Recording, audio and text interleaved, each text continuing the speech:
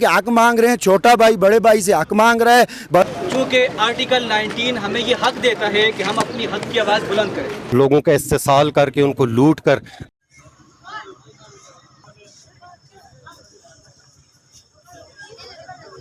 बिस्मिल्लाहिर्रहमानिर्रहीम। मेरे तमाम देखने वाले नाजरीन अस्सलाम वालेकुम।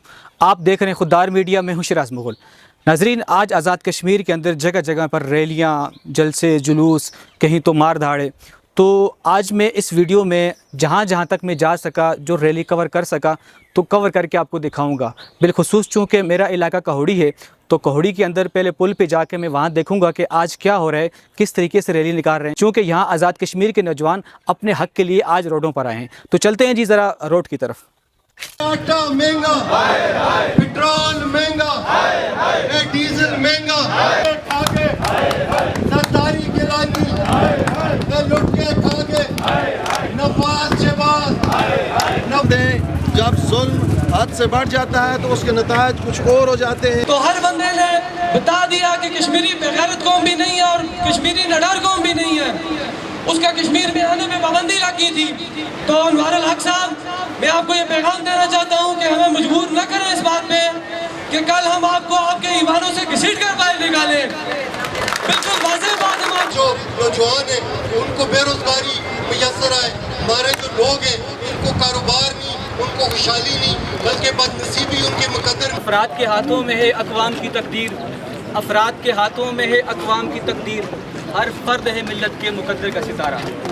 जिस तरीके से आप लोग सारे इकट्ठे हुए, चूँकि आर्टिकल 19 हमें ये हक देता है कि हम अपनी हक की आवाज़ बुलंद करें, लेकिन चूँकि सोशल मीडिया पर जब मैंने ये पोस्टें देखी, कुछ लोगों ने कहा कि जो लोग एहतजाज कर रहे हैं वो गद्दार हैं। मैं आपसे सिर्फ पूछता हूँ, सिर्फ 1 मिनट के अंदर, क्या आप लोग गद्दार हो?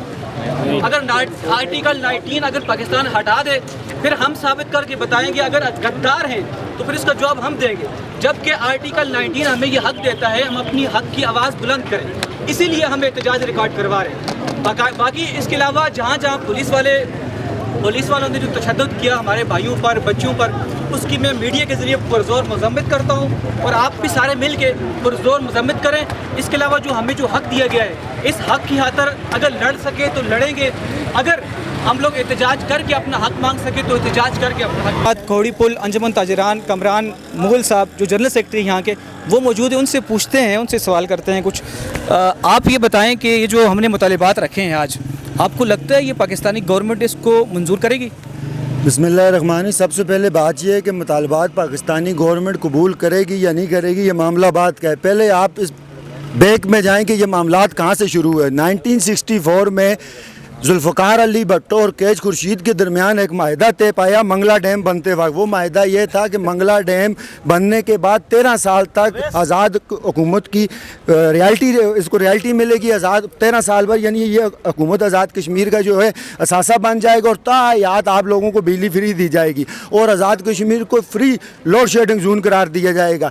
आज हम यही मामलात अपने जो पड़ोसी मुल्क है, अपना जो हमसाया मुल्क है, बड़ा इस्लामी बरादर मुल्क है, हमारा बड़ा भाई मुल्क है, हम उससे यही मुतालबा कर रहे हैं यार कि हक मांग रहे हैं। छोटा भाई बड़े भाई से हक मांग रहा है, बड़ा भाई हक देने के बजाय डंडा, सोटा, FC रेंजर ले आया है, गोली मारने पे आ गया है, हमें दबाया जा रहा है, हमें ये कहा जा रहा है कि अपना हक मांगोगे तो मार दिए जाओगे। मैं अनवारुल हक काकड़ यहाँ का जो वज़ीर-ए-आज़म है उससे ये साफ बता देना चाहता हूँ कि ये कश्मीर के बेटे, ये कश्मीर के जवान, ये कश्मीर के नडर नौजवान तुम्हारी ये गीदड़ बकरियों से नहीं डरेंगे।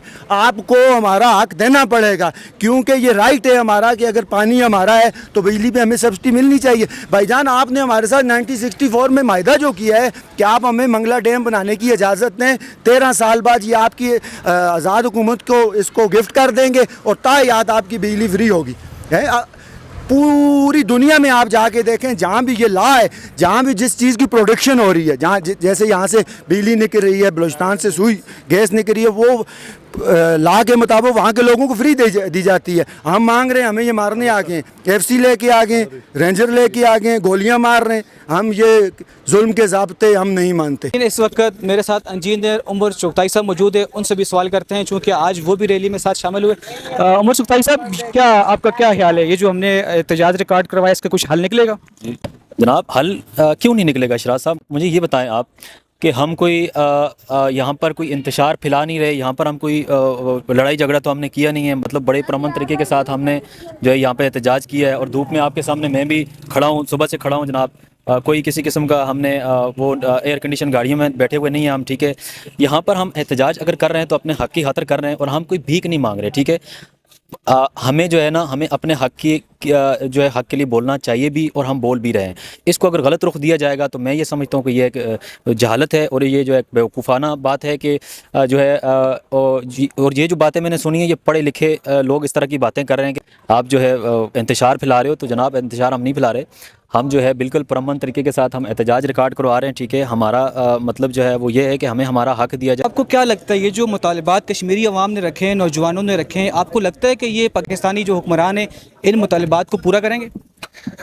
میں یہ سمجھتا ہوں کہ یہ عوام کے مطالبات جو ہیں، جو بجلی کا ہے، آٹے کا ہے، یہ اگر گورنمنٹ کو اگر سنجیدگی سے سوچے تو ان مطالبات کو پورا کرنا کوئی ود ان نو ٹائم پورا کیا جا سکتا ہے. 1 سیکنڈ کے اندر ایک حکم نامہ جاری ہوتا ہے، اس سے کیے جا سکتے ہیں. لیکن چونکہ گورنمنٹ جو ہے وہ کبھی بھی عوامی مطالبات کے اوپر، عوام کے جو ایشوز ہوتے ہیں ان کے اوپر سنجیدہ نہیں ہوتی. وہ ہمیشہ لوگوں کے اوپر ٹیکسز لگا کر، لوگوں کے اوپر لوگوں کا استحصال کر کے، ان کو لوٹ کر اپنے جو عیاشیاں ہیں وہ چلا رہے ہوتے ہیں. اور اس لیے پچھلے 1 سال سے جو جموں کشمیر جوائنٹ عوامی ایکشن کمیٹی کے جو مطالبات ہیں، وہ مطالبات کشمیر کے 50 لاکھ لوگوں کے مطالبات ہیں، لیکن ان کے اوپر کوئی سنوائی اس وقت کی نہیں جا رہی. لیکن میں یہ سمجھتا ہوں کہ عوام جو ہے وہ جب جدوجہد کے اندر نکلتے ہیں تو وہ جدوجہد کرتے ہی اسی لیے کہ ان کے پاس ایک ہی طریقہ ہوتا ہے کہ وہ ہڑتالوں کے ذریعے، مظاہروں کے ذریعے سے اپنے جو مطالبات ہیں ان کو حل کروانے کی طرف جائیں. اور امید ہے کہ جس طرح سے کشمیر کے لوگوں نے اس وقت تحریک کا ساتھ دیا ہے، وہ اپنے مطالبات پورے کیے بنا پیچھے نہیں ہٹیں گے. آخر کیا وجہ پڑی عوام کو روڈوں پر آنے کی؟ اس سے قبل ہم شوکر نواز میر صاحب جوائنٹ ایکشن کمیٹی کو خراج تحسین پیش کرتے ہیں، جنہوں نے 76 سالوں کے بعد ہمیں یہ بتایا ہمارے حقوق کیا ہیں. اس سے قبل جو بھی آتا تھا ہم سے نعرے لگواتا تھا. اس وقت جو مطالبات کشمیری نوجوانوں نے رکھے ہیں، آپ کو لگ رہا ہے کہ پاکستانی گورنمنٹ اس کو منظور کرے گی یا نہ کرے گی؟